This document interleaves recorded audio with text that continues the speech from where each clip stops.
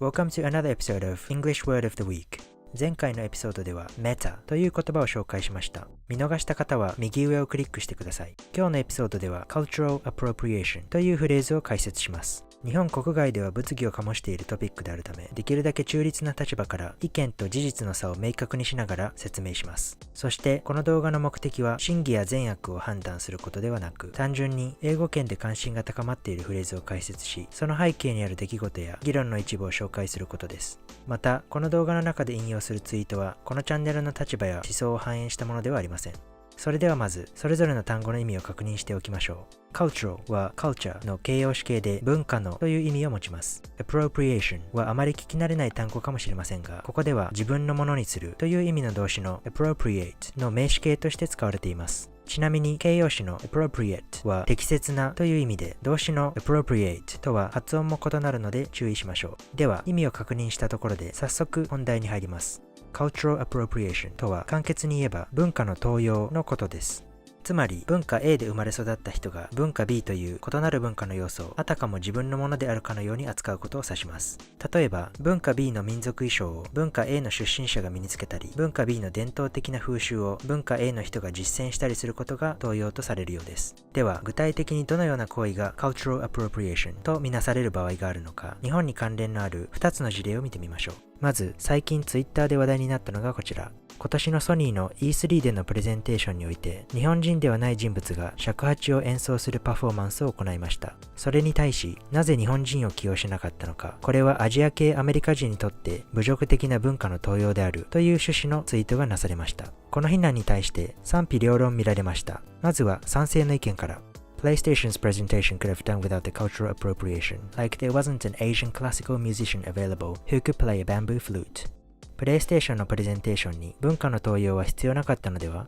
アジア人で竹のフルートを弾ける人はいなかったのか？一方で圧倒的な数の反論が寄せられた結果、このツイートは炎上し、最終的には削除されたようです。反対意見の一例を見てみましょう。Sony, a Japanese company, is racist for celebrating Japanese culture and sharing it with the rest of the world. This isn't too far from what people who think cultural appropriation is real are saying.日本の企業であるソニーが日本の文化を称えて世界に発信するのは人種差別だ。文化の盗用が実在する問題だと思っている人たちの主張はこんなもの。また、文化の盗用が行われたとする見方には否定的なものの、ソニーのプレゼンテーションにも問題があったとする人も。The worst part for me is that I think Sony is still mostly to blame, not for cultural appropriation, but for not assuming people would be ignorant. They should have given Mr. Boots an introduction and some credit on stage. A little knowledge goes a long way.やはりソニーの責任も重い。文化の盗用を犯したからではなく、慣習の無知を想定していなかったからだ。ステージで演奏者のブーツ氏を紹介するべきだった。この問題に関心がある人は、ソニー E3 Cultural Appropriation と検索してみてください。続いては、2015年に話題になったこちら。BBC の記事をリンクしておくので、詳細はそちらをご覧ください。フランス人画家モネによるラ・ジャポネーズという油絵が展示されているボストン美術館では、2015年7月当時、画中で着用されている着物を模した衣装を来訪者が実際に身につけることができる企画を催していました。しかしこの催しは人種差別的である、文化的配慮に欠けるなどといった批判が活動家などから殺到したため、あえなく中止に追い込まれました。リンクした記事からお分かりの通り、活動家の主張は様々ですが、主なものを2つまとめます。一つ目の主張はアメリカにおけるアジア系アメリカ人の扱いに関連したものです。例えばアジア系アメリカ人はアメリカ国内ではマイノリティであるため、固定概念に基づいたステレオタイプという型にはめられることが多いという意見が記事には載せられています。この記事ではこの主張が具体的にどう文化の盗用に結びついているのか明確に示されてはいません。しかし私の個人的な推測では、アジア文化の代表例である日本の着物を展示し着用を促すことでアジアの文化に対する固定観念を伝播させるべきではないという意見だと思われます。二つ目の主張は、極東や中東、アフリカなどの西洋にとっての異文化は西洋人にとってエキゾチック、風変わりとみなされ、思考の対象とされてきた歴史的背景を踏まえたものです。例えば記事の冒頭に掲載されているツイートでは、絵の前で着物を羽織ったモデルを取り囲みスケッチする様子はオリエンタリズムであるという批判が述べられています。ちなみにオリエンタリズムは東洋などの異文化への好奇心や憧れ、または東洋の文化を対象にした学問を指す言葉ですが、場合によっては競技的に西洋文化と比べて東洋文化が劣ったものであるという思想や、東洋文化に対する異国情緒的な偏見を指すこともあるため注意が必要です。さらに、この記事の終盤には、この催しはアフリカの人々を展示物として見せびらかした人間動物園の延長であるというツイートも紹介されています。歴史的事実と主張の論理的妥当性をさておき、以上が参照した記事に取り上げられていた活動家の主な主張です。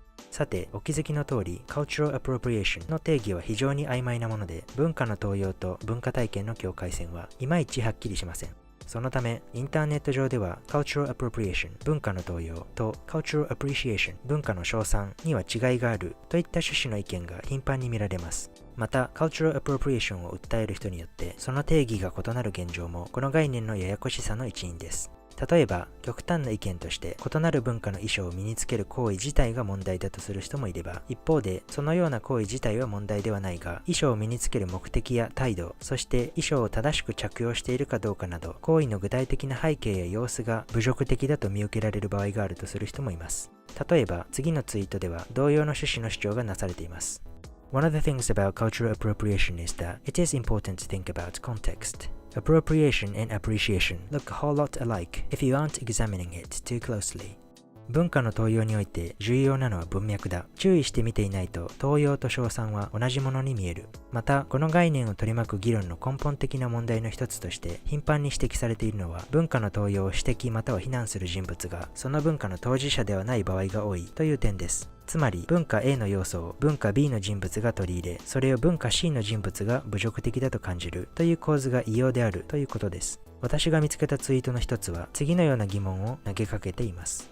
I have never understood outcries for cultural appropriation. As long as it's respectful, I see it as okay. Besides, if it's offensive, shouldn't it be up to the cultural reference to decide? 文化の盗用に関する抗議は理解しがたい。敬意を示している場合は問題ないと私は考える。それに侮辱的かどうかはその文化が決めることでは。その一方で文化の当事者以外にも文化の盗用は影響を与えるという意見も見られました。次のツイートはヨーロッパ系アメリカ人の女子生徒が Prom というパーティーに中国の民族衣装を着て参加したという出来事に関して中国に住んでいる人たちは気にしていないという指摘に対する返答です。Because the people from China and other Asian countries don't understand the BS Asian Americans or Asians assimilating into other countries go through.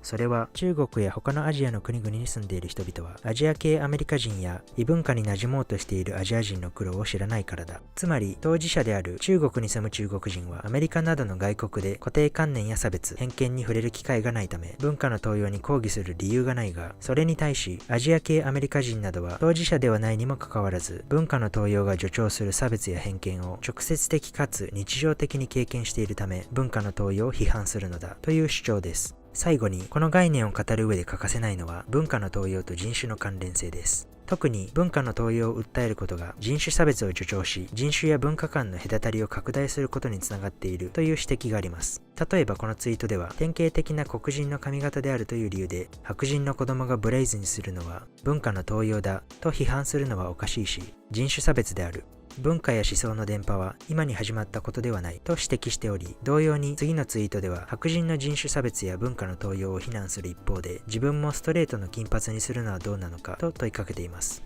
この指摘に対しての応答には次のようなものがあります。Cultural appropriation is a concept dealing with the adoption of the elements of a minority culture by members of the dominant. It is distinguished from equal cultural exchange due to the presence of a colonial element and imbalance of power.文化の盗用は権力を持ったグループのメンバーが少数民族の文化の要素を取り入れる行為を指す概念である。対等な地位を持つ文化間の交流とは植民地支配の歴史と権力の不均衡の有無において区別される。つまり単なる文化交流と文化の盗用の違いは2つの文化の力の関係と歴史を考慮して初めて明らかになるという主張です。しかし中には人種と文化を結びつけること自体に疑問を感じている人もいます。例えばこのツイートは文化の盗用は実際の問題であるとしながらも、ある人種が集合的に特定の文化的要素を所有しているという立場には懐疑的です。どの意見が正しいのかは分かりませんが、唯一断言できるのは多文化と接する際は尊敬の意を持って臨むべきであるということですね。